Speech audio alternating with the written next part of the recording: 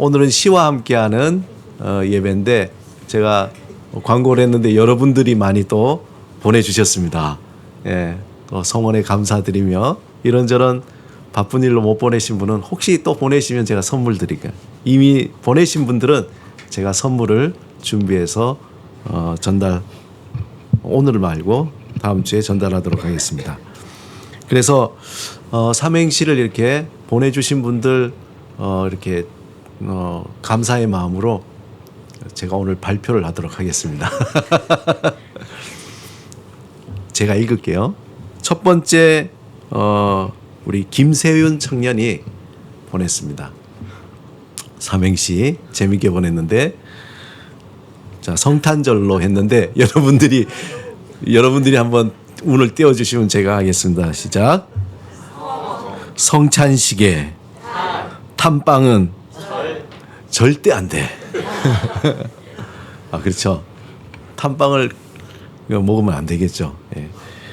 우리 세훈 형제 아주 재치 있게 그렇게 또 보냈습니다. 오늘 이원용 집사님하고 장 집사님 못 나오셨는데 감기 걸려가지고 이원용 집사님 또 하도록 하겠습니다. 보내주신 거. 자, 네. 자, 운을 떼어주세요. 성공 다이어트에 성공하고 싶은데 탄수화물이 계속 당깁니다. 그러나 절망하지 않습니다. 맛있게 먹으면 0칼로리니까요. 우리 이원영 집사님답게 잘 회복하십시오. 맛있게 먹고. 그다음 우리 장은영 집사님. 예. 자, 길게 했어요. 시작. 성스럽고 아름다운 어느 밤 탐복하며 따르는 이들과 절절한 마음으로 고대하는 이들에게 오신 아기 예수님 환영합니다. 아우, 좋아요. 네, 멋있죠? 자, 그 다음에 우리 이명미 권사님이 주셨는데, 네. 자, 넘겨주시면은, 네. 아, 예. 예. 아, 편장로님 거? 예, 편장로님 거 먼저 하고, 예. 편장로님 오늘 아침에 주셨어요. 그래서 급하게 놓다 보니까 저랬습니다. 자, 시작.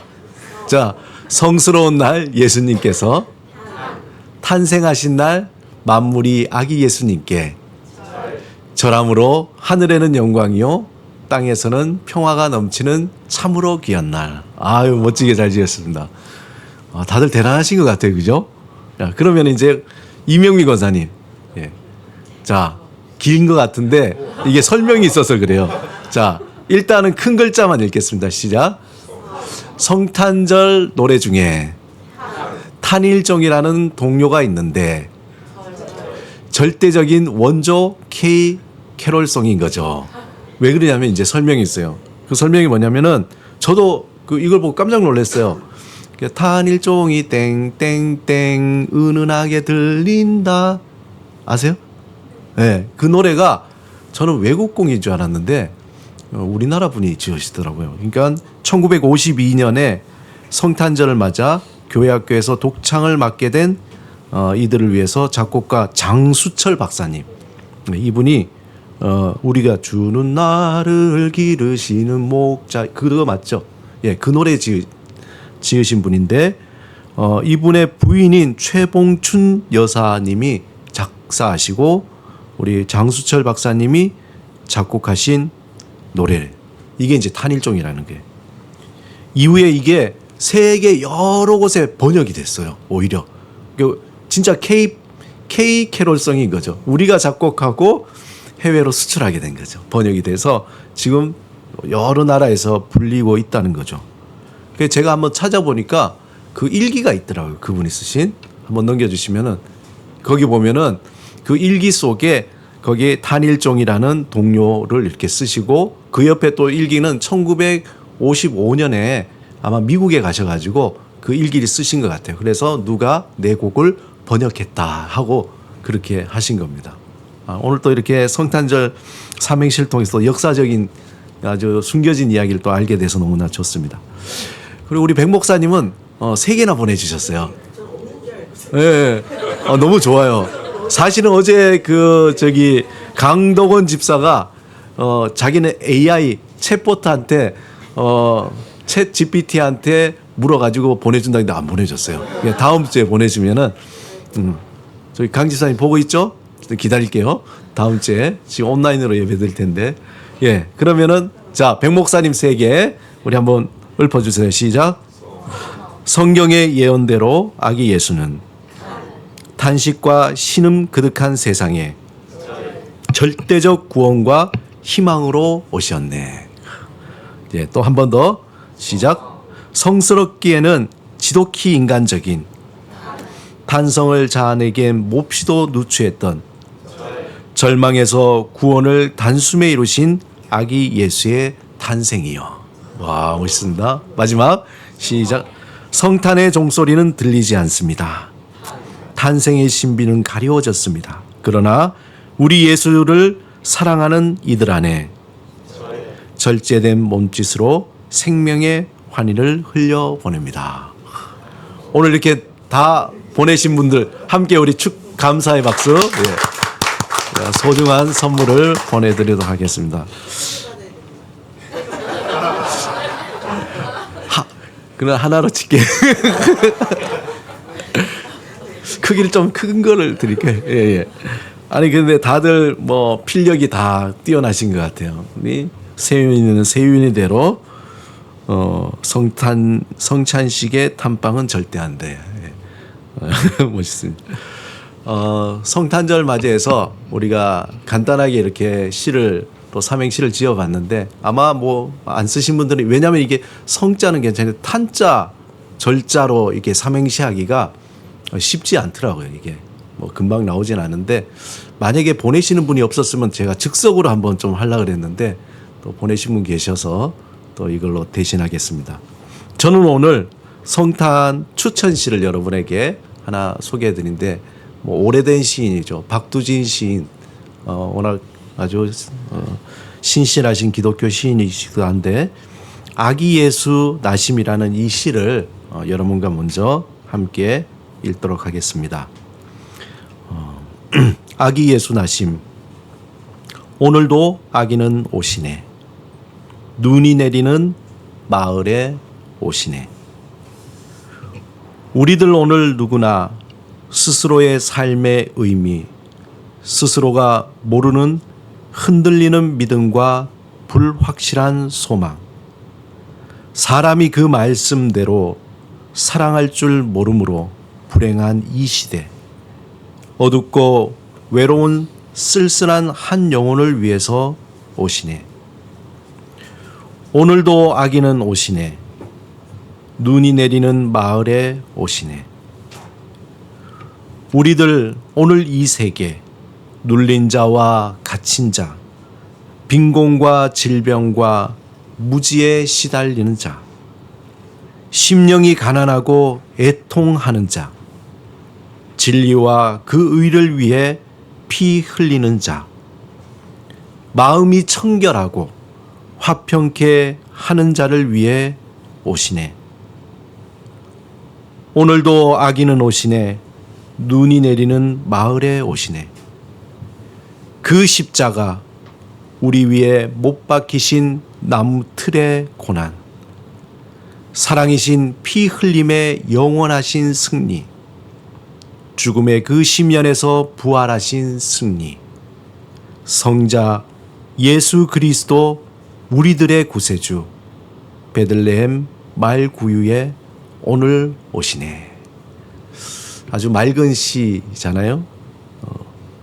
예수님께서 아기 예수의 나심에 대해서 참 한 절 한 절 읽을 때마다 우리의 마음이 굉장히 맑아지는 그런 느낌의 시인 것 같아요. 여기 보면 오늘도 아기는 오시네, 눈이 내리는 마을에 오시네. 어떻게 보면은 날마다 예수님이 우리에게 오셔서 그 마을이 곧 우리 자신인 것 같아요. 내 마음의 간절함, 내 마음의 상처, 내 마음의 여러 가지 답답함, 절망, 그곳에 오셔서 우리를 구원하시고 회복시켜 주시고 치료하시는 그 예수님.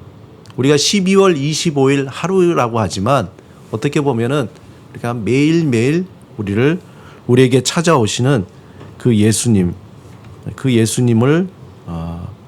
박두진 시인은 이렇게 표현한 것 같습니다. 하나 시 더 여러분에게 또 읽어드리겠습니다. 아주 짧은 시인데 그 임종호 목사님이라고 이제 돌아가셨어요. 대전에 계셨던 분인데 이분은 침례교 목사님이신데 아주 짧은 시입니다.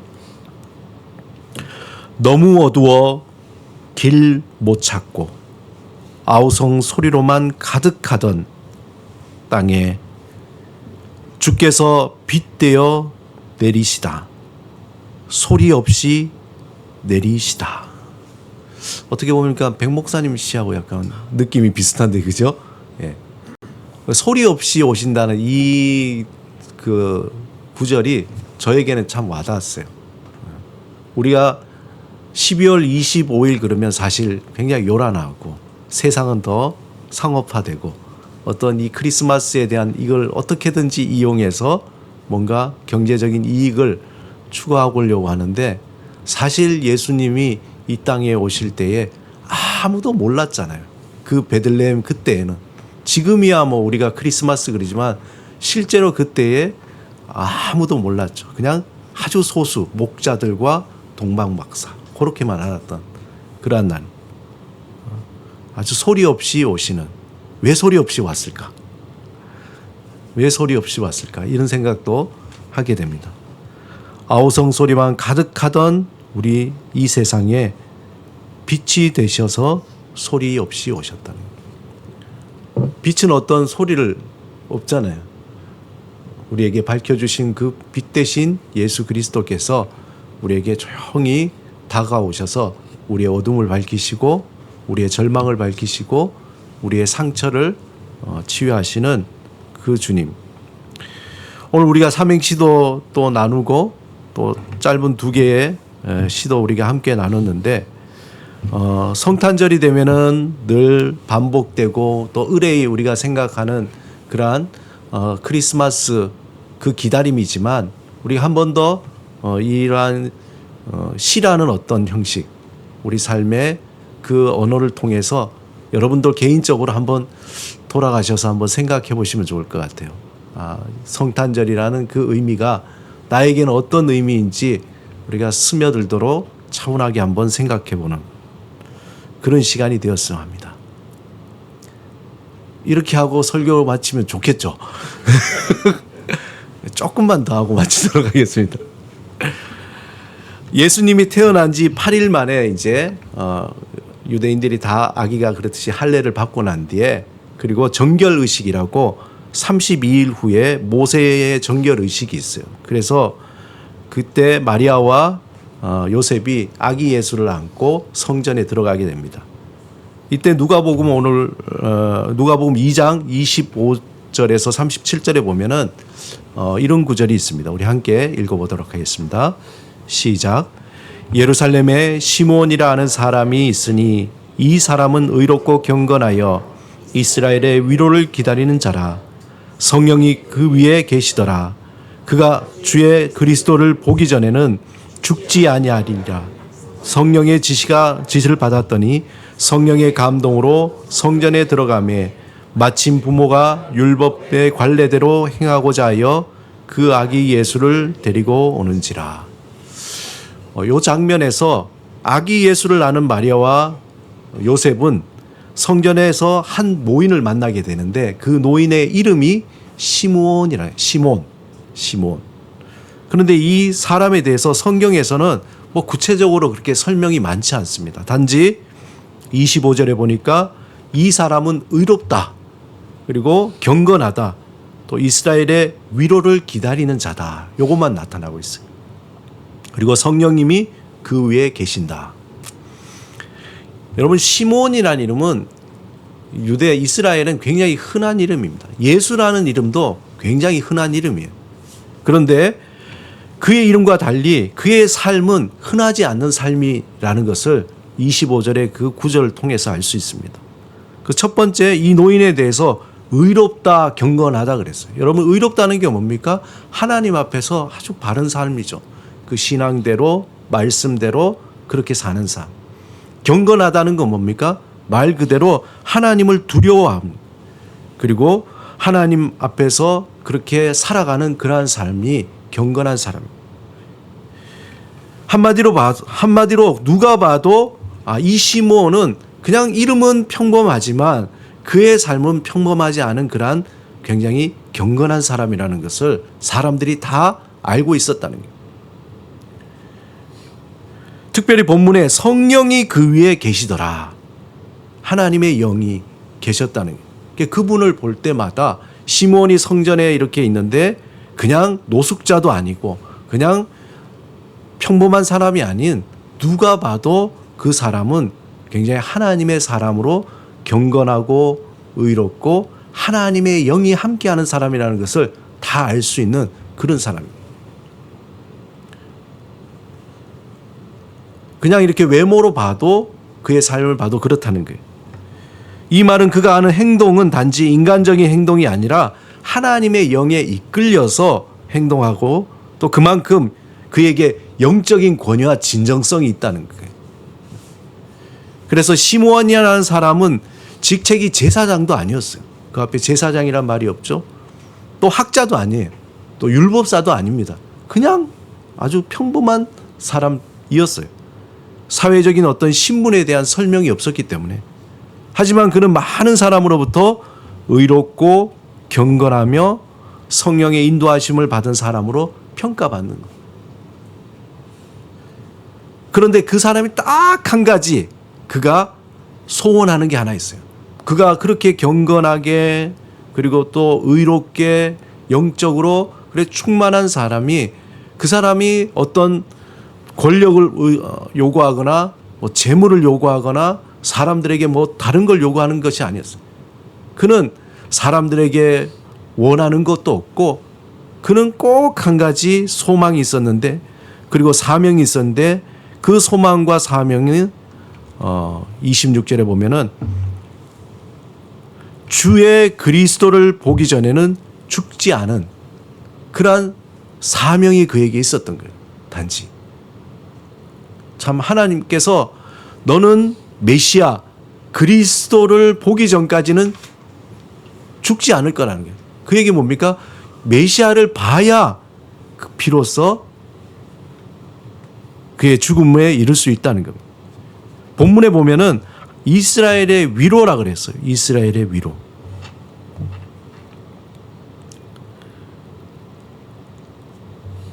이 말은 이사야 40장 1절에서 2절 그리고 49장 13절 52장 9절에 선포된 메시아에 대한 메시지입니다.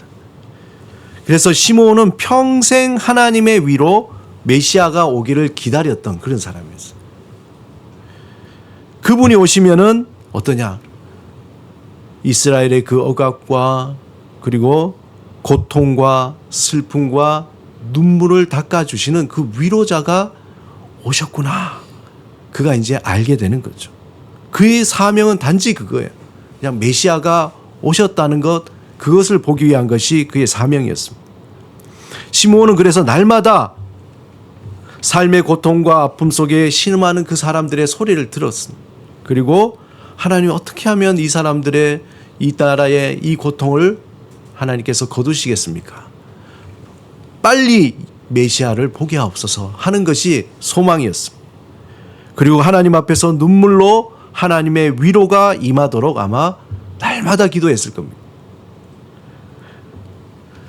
자기의 유익을 위해서 그런 것이 아니라 이스라엘의 구원을 위해서 또 이 세상의 구원을 위해서 간절히 기도하고 날마다 성전에 나가서 매일 성전에 나가서 뭘 했느냐?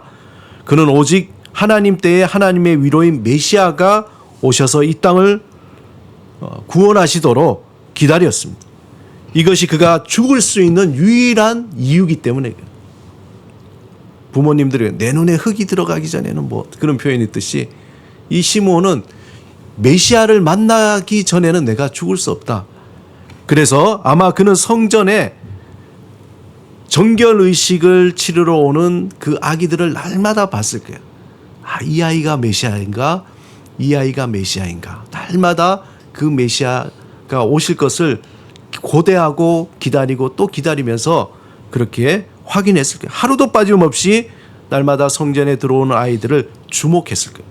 그러던 어느 날 마리아 품에 안겨는 그 예수, 아기 예수를 보고 성령의 뜨거운 감동을 받았을 거예요.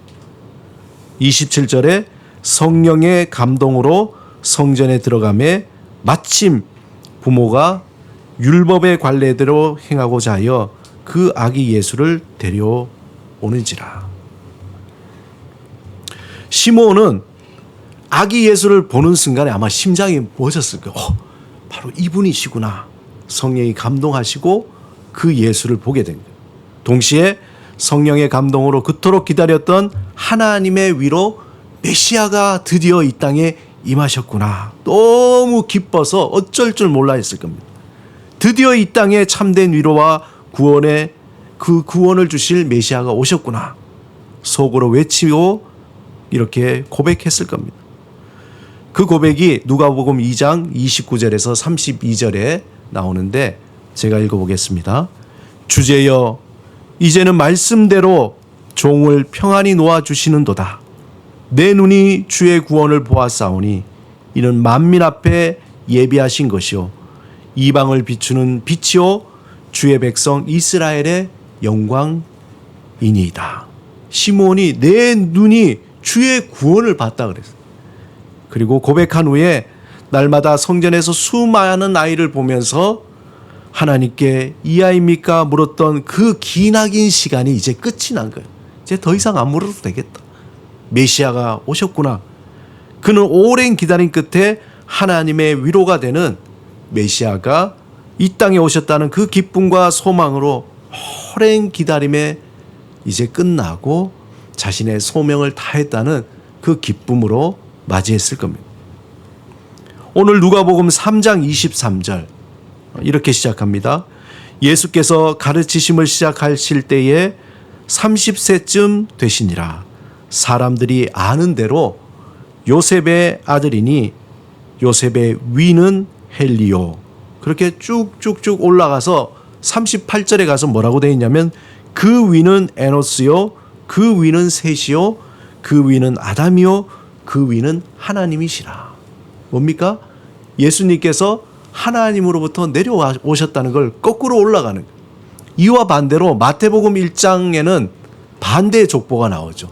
마태복음 1장 1절에 예수님의 족보의 시작이 이렇습니다. 아브라함과 다윗의 자손 예수 그리스도의 계보라. 그리고는 아브라함이 이삭을 낳고 이삭은 야곱을 낳고 야곱은 유다와 그의 형제들을 낳고 또 낳고 그렇게 이어져서 16절에 가면은 야곱은 마리아의 남편 요셉을 낳았으니 마리아에게서 그리스도라 칭하는 예수가 나시니라. 이렇게 끝납니다. 누가복음엔 아래에서 위로 그리고 마태복음은 위에서 아래로 그 족보가 있습니다. 왜 그랬을까? 마태복음은 유대인을 향한 글이에요. 유대인을 향한. 그러므로 예수님이 그냥 허접하게 오신 것이 아니라 예수님은 뼈대 있는 집안, 즉 왕족이라는 것을 강조하기 위해서 그렇게 족보를 구성했습니다. 그런데 누가복음은 이방인을 위한 복음이었기 때문에 누가는 예수님이 세상을 구원하러 오신 하나님이신데 인간의 몸으로 내려오셨다는 것을 강조하기 위해서 거꾸로 올린 예수님을 올라가다 보니까 하나님이신. 그래서 예수님의 족보를 거꾸로 올라가고 또 올라가서 결국 그 끝이 하나님에게 이르게 된다는 거예요. 이 얘기는 뭐냐? 하나님이 고통과 아픔과 절망과 서러움으로 가득 찬 이 땅을 구원하시기 위해서 살아있는 소망으로 우리를 또 위로하기 위해서 저 하늘에서 이 땅으로 내려오셨다는 것을 보여주는 것입니다. 여기에는 거부할 수 없는 하나님의 사랑이 있다는 거예요. 하나님의 모든 그 권세, 그 모든 보좌, 그 권위를 버리시고 모든 능력을 포기하시고 인간이 되셨다는 거예요. 시몬이 보았던 하나님의 위로가 되신 예수 그리스도가 바로 우리의 위로자로 오셨지만 또한 인간으로 오셨고 우리의 친구가 되신 거예요. 어두운 밤에 헤매고 있는 우리에게 밝은 등불이 되어주시기 위해서 이 땅에 내려오셨다는 거예요. 오랜 기다림 끝에 예수님은 이 땅에 내려오셔서 우리의 죄를 대신 지시고 십자가에 돌아가시고 사흘 만에 부활하셔서 우리의 구원자가 되시고 친구가 되시고 기쁨이 되시고 위로자가 되셔서 우리에게 새로운 삶의 길을 열어주셨다는 거예요. 여러분, 모든 인간은요, 위로가 필요해요. 위로가 필요하지 않은 사람이 없습니다.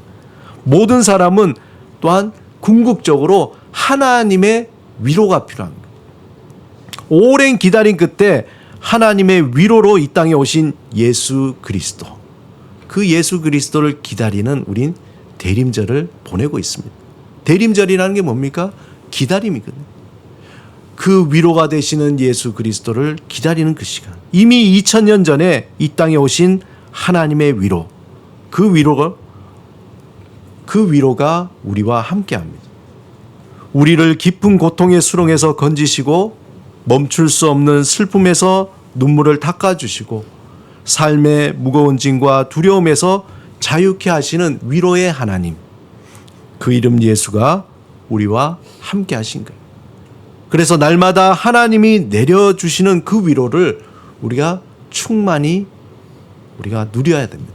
우리 아까 시에 있는 것처럼 매일매일 우리에게 내려오시는, 매일매일 우리에게 빛이 되셔서 아무 소리도 없이 오시는, 매일매일 우리와 함께 하시는 그 하나님의 위로를 우리가 충만히 경험해야 됩니다. 날마다 하나님이 내려주시는 그 위로, 여러분, 그 위로를 충만히 경험하시기 바랍니다. 그 하나님을 말씀을 통해서 또 깊은 기도를 통해서 우리가 위로를 받을 때에 그 위로가 우리 안에 스며들고 그 위로가 우리의 상처와 절망과 아픔과 우리의 고통을 싸매시고 고치시고 건져주시고 회복시켜 주신다는 거예요. 그 품 안에서 하나님은 우리에게 말씀하세요. 위로의 말씀을 들려주십니다. 그 위로의 말씀은 이런 말씀이에요. 정말 힘들겠구나. 얼마나 마음이 아프겠어. 너무 화가 나겠구나. 그 말을 들으니 나도 화가 나네. 정말 잘했다. 너무 잘했다. 괜찮아. 그럴 수도 있지. 걱정 마. 안아줄게. 내가 있잖아. 힘내. 하나님은 우리를 안아주시고 우리에게 이 위로의 말로 날마다 우리에게 들려주시는 거예요. 지친 삶에서 흘리는 우리의 검은 눈물을 아시고 위로의 손길로 닦아주십니다. 그래서 세상이 줄 수 없는 하나님의 그 위로를 경험할 때 우리는 살아있는 소망을 보게 되고 또 내가 오늘 하루를 살아갈 이유를 발견하게 됩니다. 그리고 하루를 살아갈 하나님의 능력을 얻게 되는 거예요. 살아있는 소망과 살아갈 이유와 살아갈 수 있는 그 능력은 세상이 주는 것과 비교가 되지 않는 하나님이 주신 그 위로 안에서 우리는 새롭게 발견하게 됩니다. 그러므로 날마다 하나님의 그 품에 안기시기 바랍니다. 그리고 그 시간을 놓치시지 말아요. 우리는 어떻게 하든지 세상이 주는 위로, 세상이 주는 소망, 세상이 주는 그 능력을 나도 모르게 그렇게 바라고 있지만, 그러나 그 한계를 뛰어넘고 하나님이 주시는 그 위로와 소망과 능력을 통해서 우리는 새롭게 살아갈 수 있는 거예요. 그러므로 날마다 하나님 품에 안기는 그 시간을 놓쳐서는 안 됩니다. 그리고 하나님의 주시는 그 위로 속에서 성령의 충만함을 소망하시기 바랍니다. 누리시기 바랍니다. 그 충만함이 넘쳐날 때에 그때 비로소 우리는 진실로 다른 사람을 위로할 수 있는 말과 마음을 갖게 된다는 겁니다. 이제 다시 오실 예수님을 기다리며 하나님은 우리에게 하나님의 위로이신 예수 그리스도를 전하는 사명을 우리에게 주셨어요. 나만 위로받는 것이 아니라 내가 위로받고 그 위로를 누리며 이제 넘쳐나서 다른 사람을 위로할 수 있는 그 사명을 우리에게 주셨다는 거예요. 그 사명이 대단한 게 아니에요. 그 사명이 뭐 거창한 것도 아닙니다. 먼저 그 사명, 우리 가정 안에서 위로의 말 한마디를 전하는 겁니다. 그 위로의 말이 뭡니까? 볼 때마다 정말 참 힘들겠구나. 얼마나 마음이 아프겠어. 화가 난 그 가족과 친구에게 너무 화가 많이 나겠네. 그 말을 들으니 나도 화가 난다. 정말 잘했네. 너무 잘했어. 괜찮아. 그럴 수도 있지. 이리 와. 내가 안아줄게. 내가 있잖아. 힘내. 이 위로의 말을 하나님께 듣고 우리 가족에게, 우리 친구에게 다른 얘기하는 그러한 사명. 그것이 우리에게 하나님이 우리에게 주신 사명이라는 거예요. 함께 아파하고 함께 즐거워하고 함께 슬퍼하며 격려하는 그 사명. 입술의 말이 아닌 우리 안에 충분히 하나님의 위로가 스며들어서 마음을 다한 한마디. 그 한마디 전하는 것이 우리에게 주신 하나님의 새로운 사명이라는 겁니다. 여러분 잠시 눈을 한번 감아보세요. 눈을 감으시고 이 시간 우리와 함께 하시며 위로하시는 그 하나님의 음성을 들으시기 바랍니다. 검은 눈물을 흘리며 슬퍼하는 우리에게 다가오셔서 하나님께서 이렇게 말씀하세요. 정말 힘들겠구나. 얼마나 마음이 아프겠어. 너무 화가 많이 나겠구나. 그 말을 들으니 나도 화가 나네. 정말 잘했다. 정말 잘했어. 너무 잘했어. 괜찮아. 그럴 수도 있지. 이리 와. 내가 안아줄게. 내가 있잖아. 힘내. 언제나 나를 안아주시고 위로하시고 용납하시고 지지하시고 격려하시는 그 하나님. 그 하나님 품에 안기시기 바랍니다. 그리고 이 시간에 주님께서 우리에게 말씀하시는 그 위로의 음성, 그 음성을 들으시기 바랍니다. 잠시 우리 침묵으로 기도하며 하나님의 그 위로의 음성을 들으시기 바랍니다.